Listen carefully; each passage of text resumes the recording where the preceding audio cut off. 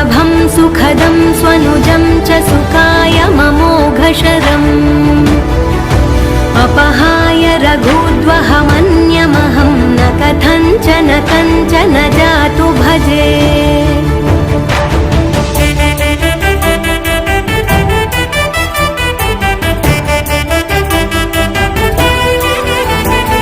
विना वेङ्कटेशं ननाथो ननाथः सदा वेङ्कटेशं स्मरामि स्मरामि